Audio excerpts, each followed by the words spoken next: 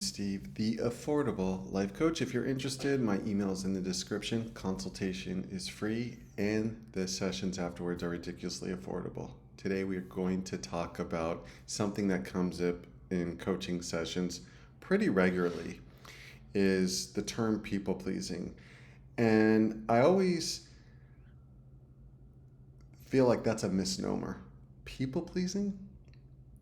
We're not people pleasing. That might be the end outcome. We're trying to please other people, but it makes us almost sound like we're altruistic and we're doing something because we're such kind, caring, loving people and we want people to be happy. It's a real deceptive, selfish, egotistical, cowardly behavior when we people please, because what we're really doing is we are self-pleasing. When we people please, our primary concern is that we don't get judged, we don't get criticized, we don't have people say bad things about us, we don't have consequences of speaking the truth, we we avoid conflict. And all of those things in the moment are very rewarding and give us the false sense of safety, security, comfort. Hey, that person's not upset with me. Doesn't matter that I told, white lies, or I was disingenuous, or I suppressed some feelings or frustrations that I have about this person. They walked away not being angry with me. And so people pleasers or self pleasers look at it as a victory. And the behavior becomes habitual, it becomes automatic where we don't even think about it. People pleasing is just our default habitual response when people request something of us or when we have social engagements or interactions, and especially if the power hierarchy is disproportionate, but not even necessarily for a lot of people that even matters. They'll say yes and commit to things that they really don't want to do. Hey, can you help me move? Sure, yeah, I'd be happy to help you move. I'm like, and inside they're thinking, probably a day or two later, oh my gosh, why did I say that? Why did I say yes? I don't want to help this person move. They're not that close of a friend to me. This is going to take up a lot of time. Oh, but at least, if I said no, then they would be upset and disappointed and there would be tension between us or conflict. Well, that's because you've trained people to behave that way towards you. When you are a self-pleaser, not people pleaser, when you're a self-pleaser, well, we'll just call it one and the same, but the more accurate term is self-pleaser. People know how to manipulate you because they know you're cowardly. They know you're not going to stand up for yourself. They know you're very vulnerable to shame, guilt, judgment, criticism, or just mild disapproval, just like even a look, batting of the eye, a scowling of the forehead. Like, you believe that? You said that to me? That really hurt me. And that's how people get manipulated into being false, being phony. It's a chipping away, an erosion of our self-esteem or our confidence or our belief in our value system when we people please, when we self-please. And it just, like chopping down a tree, it slowly just chops us down so we become handicapped, we become neutered, we become a shadow of who we truly are. And unfortunately, there are so many of us, and there's obviously a matter of degrees, that are walking around in the world not speaking truth boldly, honestly, and courageously, but walking a tightrope of I don't want to say anything that I could fall off this tightrope. And they feel like it's a tightrope. It's not a tightrope. And oftentimes the majority of times, the consequences are not as grave and disastrous and catastrophic as we believe if we're just honest with people, if we're just direct, if we're bold, if we're courageous, we're confident, we speak truth. Truth is being eviscerated in our society, in our culture today. And people are afraid, if I speak the truth, I'm going to get judged, I'm going to be called a racist, I'm going to be called something horrible name if I don't toe the party line. And so then that you by capitulating, we just create more sheep because other people see, oh, this person is following that sheep and groupthink, so I need to follow it. And when you look in the mirror, you don't like who you are because you're wearing a mask and we're being phony and we're living from a place of fear. We could either come from a place of love, courage, boldness, truth, honesty, or we come from a place of fear, of cowardness, of wanting to fit in, wanting to belong, wanting to feel good about yourself through the validation of other people. But it never works because you always need more. It becomes addictive and it squeezes the spiritual strength and power out of us. So other people now can control us, manipulate us. We become their puppets. And whoever's in power, we become their puppets as well. And whatever the mainstream groupthink is, we become their puppets because what is our idol? It's to fit in. It's to keep the peace. It's to avoid confrontation. It's to have people smile at you and think that you're a wonderful person. But the truth is, self-pleasers or people pleasers, people don't respect them. And if you're one of them, this is a wake-up call that it's not only damaging to you, but it's damaging to those around you because it creates a distrust in the relationship. When I encounter people pleasers,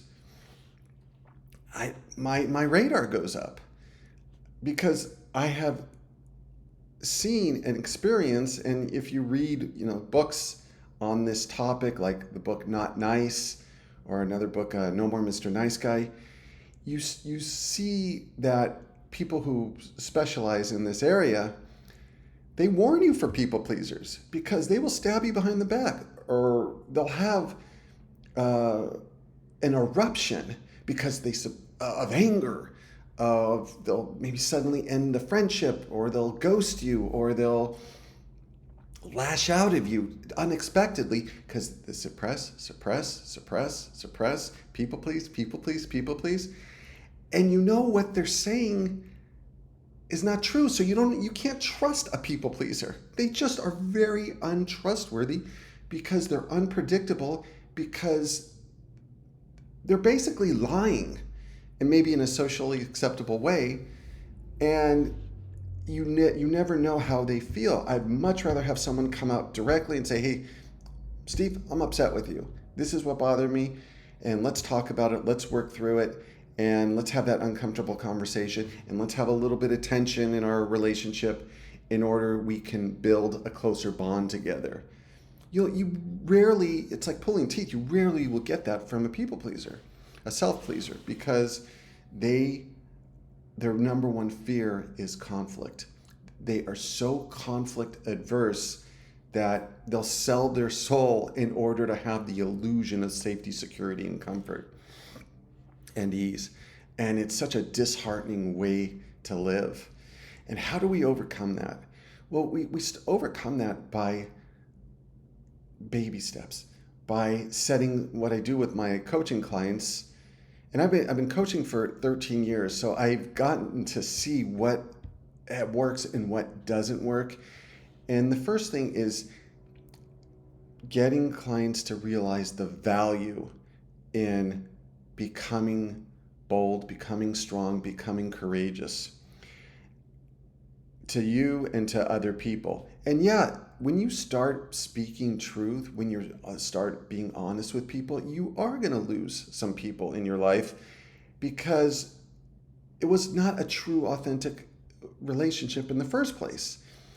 And they might not like a person that's not as controllable, is not as approval seeking, because they're more rebellious. They're more honest, and people can't manipulate and get what they want from you when you no longer are self-pleasing. And what you'll find is some people that are used to you people pleasing, they know how to manipulate you, and they might turn up the volume. So if they get angry or they disapprove of you, and when they see, hey, I'm working with Steve, Coach Steve, and we're setting mini goals, social stretching goals, and they see that they can't control you as easily, they might turn up the volume on shame, guilt, rejection, judgment, criticism, disapproval. And you gray rock it. You're indifferent to it. You don't react. The main thing in coaching is, and I say this regularly with my clients, is we teach people how to treat us. We're not victims. We're not powerless. When people aren't treating us in a way that we want, in a way that's respectful, that honors us, that's empathetic, that's caring and concerning and honest, that's because we've taught them that this is how we want to be treated. When they're not treating us appropriately, we've taught them that they can get away for this behavior, that we reward this behavior, that we can be manipulated. And we're not blaming people for the way they treat us. We're taking ownership, because that turns you into a victim. And when you're a victim and have a victim mindset, everybody else needs to change in order for you to get the results that you want. And that's so disempowering, and it doesn't work. You change and the environment around you changes. And that's why I talk about it's an inside-out living, and it's an inside-out coaching. When you work on these core values and you practice these things and you take this skill set out into the world, people will respect you. People will treat you differently. And also people will judge you. And it's like a way to sift through the people in your life, like who is on your side, who's got your back, and who you want to avoid. And it's so empowering, and you show up to life without having to do all the mental, emotional, psychological labor of trying to impress people or wear the mask or be an actor or an actress. You're you. You're authentic. You're true. You speak facts. You speak truth. You don't get overly emotional with people. You set up boundaries and consequences. And people will start respecting you, but more importantly, you'll start respecting yourself.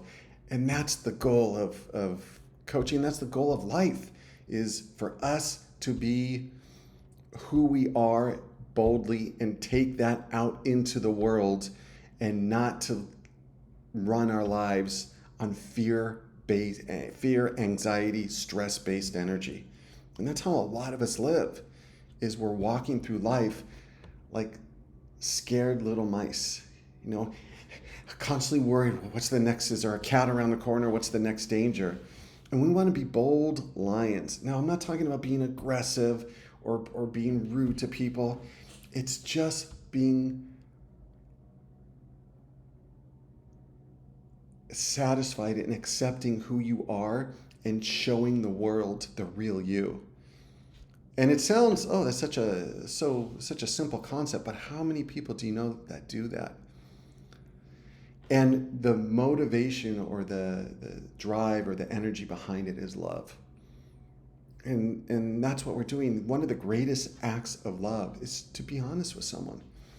Because you're saying, I care about you so much that I'm going to have this difficult, uncomfortable conversation, or I'm going to show you who I truly am, so we can have a deep, fulfilling, meaningful connection. And if you don't show who you are, that's why so many relationships are shallow, because everyone is bringing their false self to the table. And it's hard to connect with somebody that's not real. And it sets us free to be real. And it's just so much more effortless. You just enter that state of flow, and it's a beautiful thing.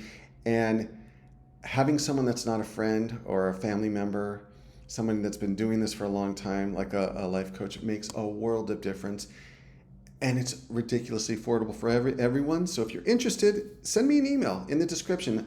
I get clients that have said, "Oh, I've been watching your videos for years, and I don't know why I waited so long, and I've been wanting to contact you, and then finally I got up the courage." This could be your first social stretch. Like I said, the consultation is free. The sessions afterwards are ridiculously affordable, and it's something that alters the trajectory of our lives when you have that type of support, that type of encouragement, that type of a gentle accountability, and strategies on how to get what you want out of life and become the person that you want to be, even more importantly. Please like and subscribe if you want to see more of these videos, and share them. And if you'd like to support the channel, even in a small way, hey, $1 a month or something like that, there's a PayPal link in the description, or a one-time donation. It's greatly appreciated. And this is a small but mighty channel.